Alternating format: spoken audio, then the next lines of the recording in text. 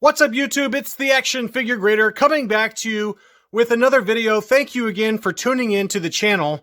Before I begin, let me say thank you to all my Patreon supporters. I thought today we would do another comic book video. We're going to be taking a look at some CGC graded comics and talk about the market in more general detail. And I want to emphasize that I'm talking about 9.8 graded CGC Star Wars comics just to keep everything apples to apples in terms of price comparisons. It's not because I'm being snobby. It's because it's just easier to track prices and compare prices apples to apples.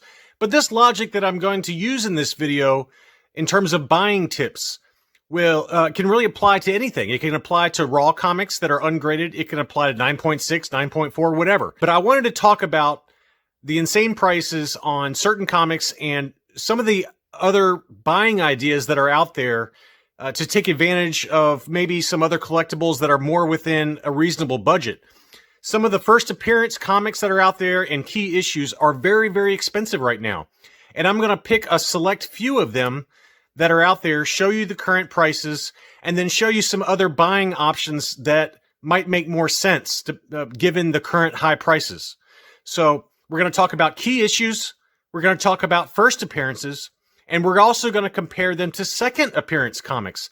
That's an area that's been touched on by a number of YouTube channels, is the fact that first appearance comics have gotten so expensive that another better option could be second appearance comics. And I'm going to show you how crazy the price differential is on some of these key issues and why second appearance comics might be a better fit for folks who don't want to spend thousands of dollars on 9.8 graded first appearance comics. So in terms of buying tips for this video, I wanted to focus on the price differential between first and second appearances, or some alternative options if you have an interest in a certain character or a certain upcoming TV show and you wanted to pick up some comics as part of that. And I don't have any Ahsoka Tano related comics yet. I hope to have some, but as anyone who follows Ahsoka knows, anything that Ahsoka touches turns to absolute dynamite. Everything is on fire in terms of costs. So I thought we would show my two heavy hitters. These are the vintage collection Ahsokas that I showed in a recent video. The one on the left is the Canadian card back, and then the US card unpunched is on the right. Thank you again to Chris W. and his brother Chaz for parting with this one. But I'm going to do this as the backdrop, but I want to talk about Ahsoka's comics. And the first thing I want to talk about is her first appearance. Her first appearance is in Clone Wars #1. And I'm going to put up a graphic right now and compare that to her second appearance comic, which is Clone Wars #2. The price differential is insane. For Clone Wars #1, at a minimum for a 9.8 CGC, you're looking at $2,700. And that's on the low end. I've seen them go as high as $5,000 in the last 3 months for a CGC 9.8 Clone Wars #1. That's pure insanity to me. I would never pay that. I wouldn't even pay a third of that. So if you look at Clone Wars #2, though, that one goes for $275 on the low end to as high as about $350. And while neither one of those are particularly cheap, why not get the second appearance of Ahsoka, if you really like her, instead of her first appearance? It's just such a massive price difference. So that's the first tip, is looking at second appearance comics instead of first appearance comics for these major characters. Now, the next graphic I'm going to put up shows Clone Wars #1, which goes for about $2,700 in a 9.8, versus her first appearance in the Marvel continuity. That's a very interesting designation that I'm making right here. And that is in Mace Windu issue #5. That one goes for about $275 in an auction in a 9.8 grade. But that's her first appearance in the Marvel continuity. Well, why do I bring that up? Well, guess who owns Marvel? Disney. And so if they start digging into the comics for story ideas for the Ahsoka spin-off Disney Plus show, I would imagine they're probably going to start looking at those Marvel comics more than they will the original Dark Horse Clone Wars issues. So it's something to think about, and it's an epic cover. If you looked at that cover in that graphic, that Mace Windu issue #5 is an awesome cover. It doesn't have Ahsoka on the cover, so that's probably why the price is kept down just a little bit. But given that's her first appearance in the Marvel continuity for Star Wars, that one makes a lot of sense to me. And I've thought about buying it a couple of times. I just have never pulled the trigger on it because it's a lot of money still. I mean, $275 to $350 is not chump change, and that's pretty expensive for a piece of paper. But that's just another buying idea. Take a look at second appearance comics or things like that where the continuity might be more in line with what Disney's plans are for the character moving forward in the live action show. Next, I want to talk about Kanan, the Last Padawan. This is a series of comics that came out in 2016 that I mentioned in other comic book videos. And those comics have really skyrocketed in value with a lot of rumors out there that the Star Wars Rebels team, which is comprised of Kanan, Sabine Wren, Era Syndulla, and I'm sorry, I'm blanking right now. Ezra Bridger, and then the big ugly ogre guy. I can't remember his name, but anyway, those comics have really skyrocketed in price because there's a lot of rumors that they're going to show up either on Ahsoka, which makes the most sense, or potentially in The Mandalorian with Sabine Wren or Era Syndulla. So if you look at prices, I'm going to put up a graphic right now, and if you look at issue number one has been selling on average for about $325. And CGC, interestingly, labels that one as the first appearance of the Rebels team. But I've just heard recently rumors that they're going to stop labeling that issue as number one. And instead, they're going to label issue number six, as the first full appearance of the team. Sabine Wren, it only shows up in cameo form on issue number one. And she kind of makes her full appearance on issue number six. And the market has spoken. As you saw in the graphic, issue number 6 sells for about $775 in a CGC 9.8 right now, whereas issue number 1 only sells for about $325. These are both really expensive comics, though, and if you don't want to get those, another option is one I have here in front of you. This is one that I picked up fairly recently, and is also kind of what I consider a minor key. And that's one of the key points in this video, is that there are minor key issues that are sort of tangentially related to the major keys that are expensive, and Kanan number 12 is certainly that one. This one has the first cameo appearance of the Grand Inquisitor, and I've done a video on him before, as I've talked about. So this has the first cameo appearance of the Grand Inquisitor. It's got the Rebels team on there, and it's a great cover homage to the issue number 1, but a really great comic and much less expensive. You can pick this up for about a third of the price of issue number 1 and still get the great cover, and you also still get a first appearance in there. So not only is this issue the first cameo appearance of the Grand Inquisitor, but it is also the first appearance of Rey Sloane, who is Grand Admiral Thrawn's right-hand woman. And she has a very big presence in the Timothy Zahn novels, which I also covered in a recent video. And I fully expect her to make an appearance in the Disney Plus show on Ahsoka. She has a really good role, and the way that Timothy Zahn wrote her character is great. I mean, she's definitely a very analytical mind. She always does question Grand Admiral Thrawn and whether he's crazy with some of his tactics. But I would be shocked if Rey Sloane does not make an appearance on Disney Plus in some of these upcoming shows. So you can still get an awesome kind of minor key with 2 first appearances, one of them cameo for the Grand Inquisitor, and then one is the first full appearance of Rey Sloane. And then just while we're at it, I wanted to show you this one again. This is the first full appearance of the Grand Inquisitor. He's right there on the cover. It's an awesome cover. I absolutely love this cover. And this is Darth Vader number 6, and this came out in December of 2017. So I've already talked about this one in the past, but I wanted to show this to you since I've got now the first cameo appearance of the Grand Inquisitor, as well as the first full appearance of the Grand Inquisitor. So both of these were relatively, inexpensive. I mean, nothing's cheap right now, as you know, on the graded comic side of things, but I picked up both of these for less than the cost of issue number 1 of Kanan, the Last Padawan.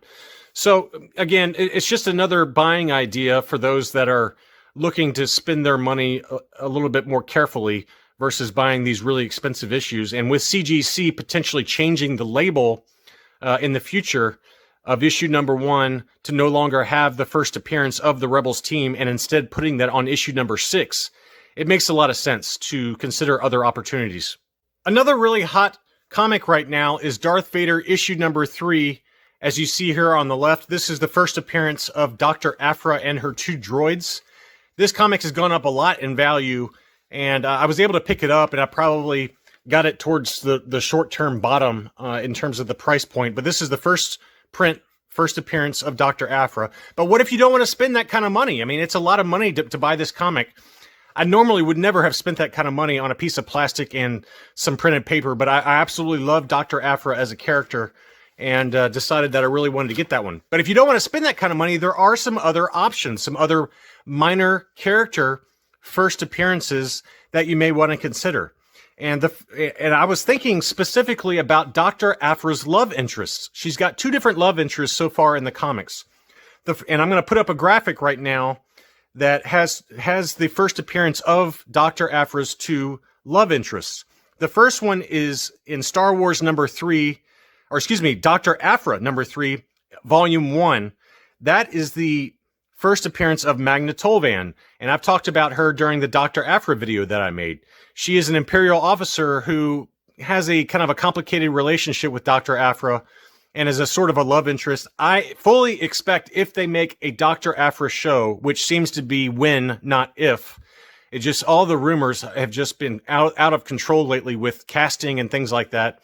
So when, not if, Dr. Aphra has her own show, I fully expect Magna Tolvan to make an appearance, either a long-term appearance over several episodes or several seasons, or at a minimum, she'll be in season 1, since the early Dr. Aphra comics have, have her featured prominently. So Dr. Aphra issue number 3, volume 1 is a good one to think about. It's the first Magna Tolvan, and that can be easily found at auction on eBay for, I'd say, anywhere from $125 to $170. And then the other one is the one I have in front of you here. This is Star Wars number 4. And this one is the 1 in 25 retail variant, meaning that for every 25 normal cover issues of Star Wars number 4, they released this one. This is the 1 in 25. The one that was in that graphic that I just showed you is the 1 in 100 variant. So that's a lot more expensive. You're probably looking at least double, if not triple, the cost of this one. But that one is the first appearance of Sana Starros. Now, Sana Starros is probably going to make an even larger appearance in Dr. Aphra TV shows moving forward, and she's very prominent in the current comics for Dr. Aphra. So you can expect to see more of her, but she makes her first appearance in this comic, and I'll give you a closer look at that one. I'm sorry about all the glare. It's just really difficult to film. But Star Wars number 4, this came out in June of 2015. And this is the variant cover. This is the 1 in 25 variant. A really cool cover with Han and Chewie on there. And we got some X-Wings and TIE Fighters exploding in the background. But she makes her first appearance in this comic. And, it's just another idea. If you want to get some other key issues related to Dr. Aphra, well, why not explore her love interests instead of Dr. Aphra herself, given how expensive that comic has become? Now let's talk about another comic that I have already shown in a recent video, and this is Thrawn number 1, with the origin of Thrawn and how he came into the service of the Empire. Now, Thrawn makes his first appearance in Heir to the Empire number 1, which is a Dark Horse comic. That one is super expensive. In a CGC 9.8, you're looking at probably about $1,700. That's an insane number for a first appearance comic, in my opinion. I'm never going to pay that kind of money. Now, I'm going to put up this graphic right now and just show you the price disparity between Thrawn's first appearance and his second appearance. His second appearance obviously was in Heir to the Empire number 2. And the price on that one for a CGC 9.8 is $225.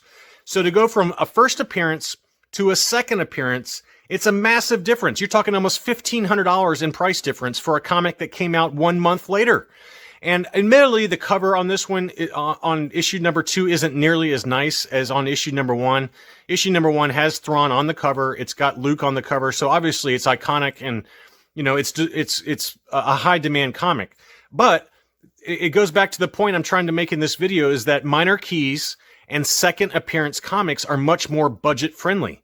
So you could get Heir to the Empire #2 with Thrawn's second appearance for a fraction of the cost of his first appearance comic, or you could go for something like this, which is his first kind of Marvel appearance with the origin of his kind of service to the Empire. And this is becoming a collectible comic as well, and goes for even less than Heir to the Empire #2. So just another buying idea for those that don't want to pay those crazy prices for Heir to the Empire #1. Now this one is a little bit of a strange one here, but I wanted to throw this one out here as another potential buying idea. We've all seen that Disney Plus is coming out with a brand new Star Wars Droids cartoon on Disney Plus. And it looks like it's going to be updated adventures for C-3PO and R2-D2. Not much else is known about the show that's coming up. But for those that really enjoyed the original Droids show, and even the Droids line of toys and things like that, this is another idea. And I'm going to put up a graphic right now that shows Droids #1 in the original vintage run. And that was the 1986 Marvel Droids #1. And you can see the photo of that there. And so the interesting thing about this one is the price difference between this Dark Horse Droids #1 versus the original Marvel 1986 Droids #1 is pretty minimal. It's pretty much the exact same cost. For a 9.8 grade of this Dark Horse versus the Droids Marvel issue, it's about almost exactly the same price, somewhere between $100 and $150, depending on if it's an auction or buy it now situation. But they seem to be going at about that same price point. And I decided, I was looking, I just kind of wanted to get something Droids related. And I decided that the Dark Horse comic had a better cover. I just thought it looked a lot cooler than the Marvel original 1986. And so I decided to get this one. This one is a really cool black embossed cover. And so I'm going to put it in the light here so you can see the kind of the embossed trees and vines.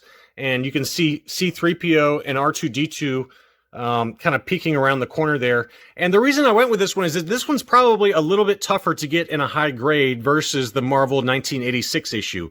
Black comics that have a black cover like this are notorious for having a lot of trouble getting a 9.8. And I think the reason this one got a 9.8 is because this is the embossed cover, as I mentioned. And so it's a harder paper material than the standard kind of comics. And so that makes it a little bit easier to get a 9.8. Comics that have like a foil cover or an embossed thicker thicker paper for the cover, those are a little bit more durable and preserve better over time. But this one came out in 1994. The original Marvel issue of Droids #1 came out in 1986. So take your pick if you like, if you like the other one better, because the prices are exactly the same. There's not a big price disparity. But I thought I would mention this one because, with the Disney show coming out, I would think that this one would do pretty well if the show is a hit, and there's no guarantee there. It looks like it might be geared mainly towards children and maybe not have the same adults kind of oriented theme that the Bad Batch does that came out here recently. So just another idea. And again, this kind of goes against what I've been talking about, because the original vintage release versus the Dark Horse release, they go for about the same amount of money. That's really all I had for this video. I hope that you enjoyed it. If you have any questions or comments, please leave them below. And if you like this video, please be sure to like and subscribe for future content. Thanks very much for watching, and I'll be back soon.